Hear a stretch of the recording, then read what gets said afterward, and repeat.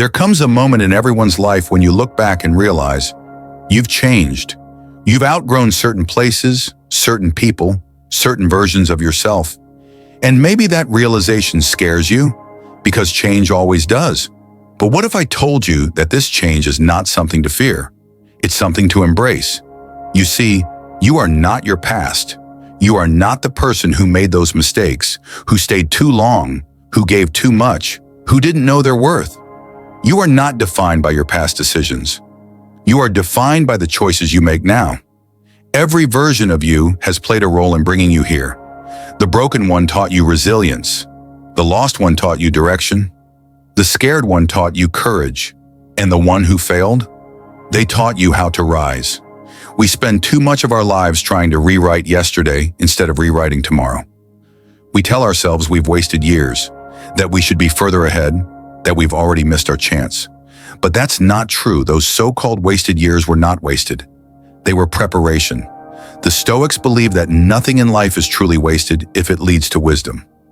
Every mistake carries a lesson. Every disappointment refines your perspective. Every loss strips away what's unnecessary so that what truly matters can remain. You can't become your higher self without first meeting your broken self. Growth doesn't come from perfection, it comes from awareness. And right now, in this very moment, you have the awareness to change everything. You do not have to keep living the same story just because you've memorized the lines. You can close that chapter, you can choose new words, you can write a better ending. You are not who you were. You are who you choose to become. Stop identifying with the person who doubted, who feared, who failed. They were just chapters in your story, not the entire book. Let them go with gratitude, not guilt, because without them, you wouldn't have the wisdom you have today. So instead of running after everything, start building yourself into someone worth running toward. Stop chasing attention. Start embodying self-respect. Stop chasing success. Start mastering your craft. Stop chasing love. Start becoming love. When you live with integrity, discipline, and purpose, you create a magnetic energy that draws the right things to you effortlessly. The universe doesn't reward desperation, it responds to alignment.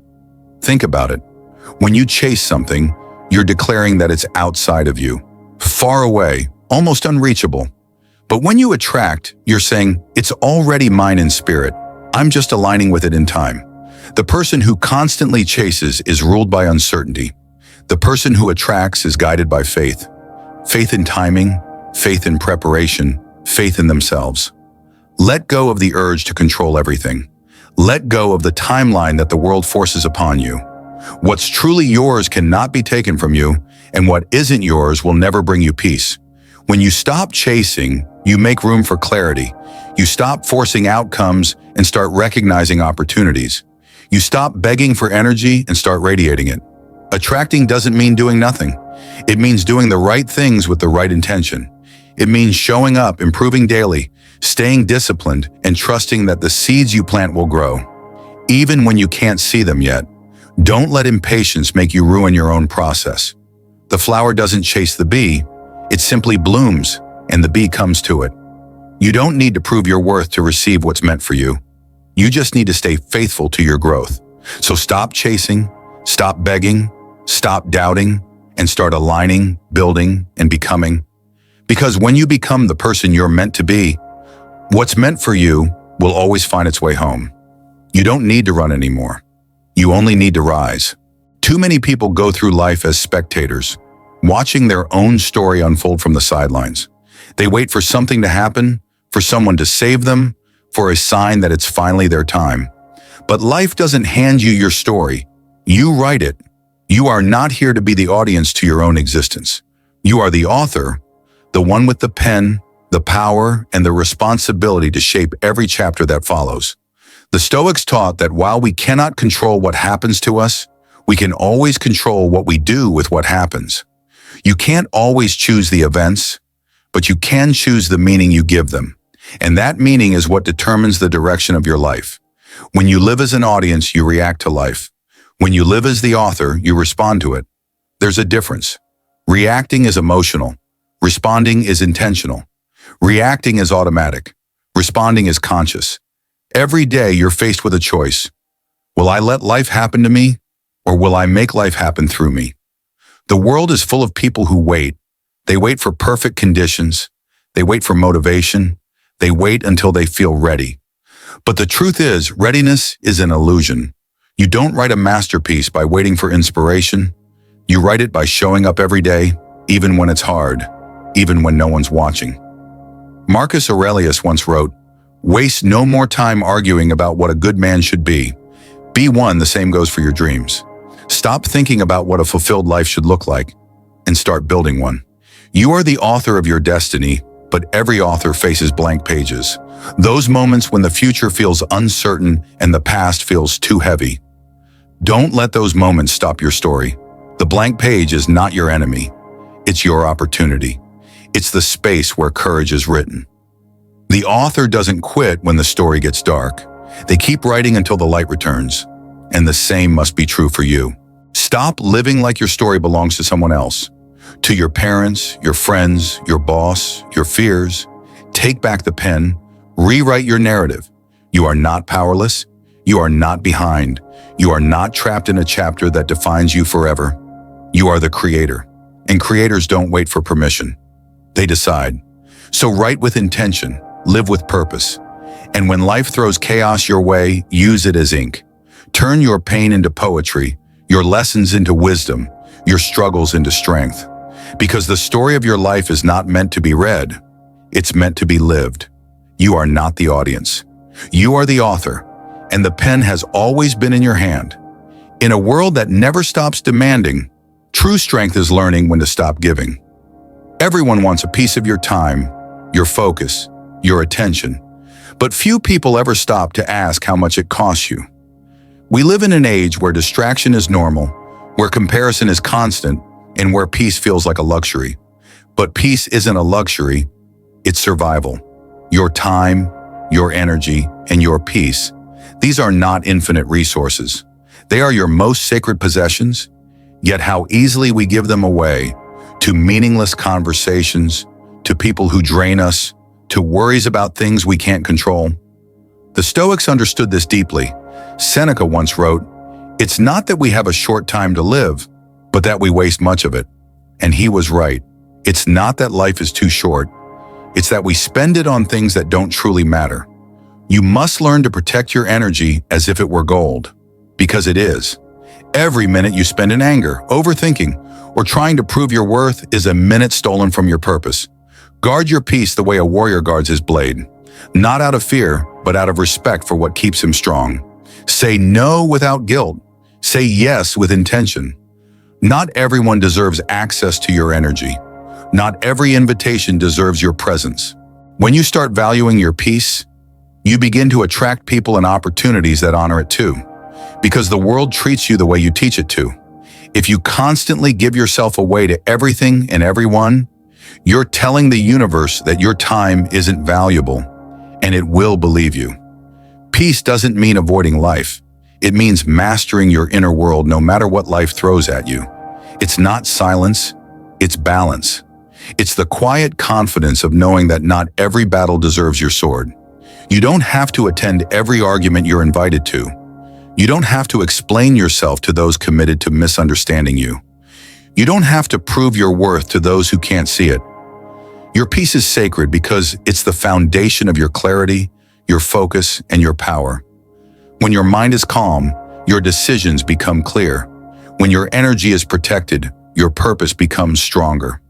Every time you choose peace over chaos, you are training your mind to rise above noise. You are teaching yourself self-respect. You are building emotional discipline, the kind that the strongest minds in history practiced every single day. So from this day forward, protect your peace like it's your oxygen, because it is. You can't build, you can't grow, and you can't rise if your energy is constantly leaking into things that don't deserve it. Remember this, your peace is not selfish, it's sacred. Your boundaries are not rude, they are responsible. And your time is not something to waste, it's something to honor. The world may pull at you, but you decide who gets access. Because when you learn to protect your peace, you no longer live in reaction. You live in control. And that's the highest form of power there is. Everyone wants to be great until it's time to do what greatness requires. We live in a world addicted to motivation. But the truth is, motivation is unreliable. It's an emotion, not a strategy. It shows up when things are easy and disappears the moment things get hard. Discipline is different. Discipline doesn't wait to feel ready. Discipline doesn't ask, do I feel like it today? Discipline simply says, it's time. The Stoics understood this better than anyone. They believed that true freedom is not doing whatever you want. It's having the strength to do what's right, even when you don't want to. Freedom isn't found in comfort. It's built in consistency. You can read every book, listen to every podcast, watch every motivational video, but nothing will change until you take consistent action. Consistency is the bridge between goals and results. It's not about doing big things occasionally. It's about doing small things relentlessly. Discipline is how you prove to yourself that you can be trusted. When you say you'll wake up early and you do, your mind learns self-respect. When you say you'll work on your goals and you follow through, your confidence grows. Every time you keep a promise to yourself, you strengthen your inner foundation. But every time you break one, you teach yourself that your word doesn't matter. That's why most people stay stuck. They build plans, not habits. The Stoic philosopher Epictetus said, "No man is free who is not master of himself." That's what discipline truly is. Self-mastery. It's not about punishing yourself. It's about guiding yourself. It's the quiet power of showing up even when no one's watching. Discipline means working when you're tired, studying when you'd rather scroll, choosing peace when anger would be easier. It's not glamorous. It's not always inspiring. But it's how greatness is built. Because success doesn't come from what you do occasionally. It comes from what you repeat faithfully. The small, boring, repetitive actions are the ones that change everything. Consistency is your real superpower. It turns average people into experts, dreamers into doers, and effort into excellence. You don't have to be the smartest. You don't have to be the fastest. You just have to be consistent. Show up every day, even when it's hard, especially when it's hard. There will be days when progress feels invisible, when you question whether it's even working. But that's exactly when the magic happens. Because every rep, every page, every step, it's all compounding. Discipline isn't a moment, it's momentum. And one day when you look back, you'll realize something powerful. You didn't get there because of luck. You got there because you refused to stop. So speak the language of discipline. Practice the art of consistency. Don't chase the quick reward. Build the quiet power. Because when motivation fades, and it will, discipline will still be there, waiting to carry you forward. We've all made choices we wish we could undo. Moments we replay in our heads. Conversations we should have ended sooner. Chances we didn't take. Dreams we abandoned halfway. And sometimes it's hard not to wonder, did I ruin my own path? But what if every so-called wrong turn wasn't a mistake, but a redirection? What if every delay, every failure, every heartbreak was quietly preparing you for the strength you have right now? You see, life is not a straight road. It twists, it breaks, it circles back. And sometimes it feels like you're walking in the dark. But every step you've taken, even the ones that hurt, brought you closer to the person you were meant to become. The Stoics believe that life's obstacles aren't interruptions, they're instructions. Marcus Aurelius wrote, "The impediment to action advances action. What stands in the way becomes the way." In other words, nothing is wasted. Even the pain serves a purpose. Maybe the job you lost taught you resilience. Maybe the love that broke you taught you self-worth. Maybe the years you call wasted were simply years of preparation, teaching you patience, empathy, and clarity. You were never off your path. You were just collecting the lessons you needed to walk it better. The truth is, you don't learn much when life is easy. Comfort rarely changes anyone. Growth lives in the moments that stretch you. The heartbreaks, the rejections, the failures. They're the forge that builds your strength. So stop cursing the past. Stop wishing it went differently. Every version of you, even the broken ones, contributed something vital to who you are today. The person you are now, wiser, stronger, more self-aware, exists because of the paths that didn't work out. You couldn't have understood peace without chaos. You couldn't have learned patience without waiting. You couldn't have discovered who you are without losing who you were. Every wrong decision taught you something right. Every closed door redirected you to something greater. Every ending made room for a better beginning. Life isn't punishing you. It's shaping you. The moments that broke you also built you. The pain that silenced you also refined your voice. Every time you fell, you were being trained to rise higher. You are not behind. You are exactly where you need to be. Because this version of you, standing here now, aware, awake, determined, could only exist because of everything you've been through. So instead of asking, why did that happen to me? Ask, what did it teach me? Instead of regretting your past, start using it. Let it become the fuel that powers your growth. Every scar you carry is not a reminder of pain. It's proof that you healed. Every mistake you made wasn't failure. It was feedback. And every wrong step wasn't wasted. It was necessary. You didn't go the wrong way. You went your way.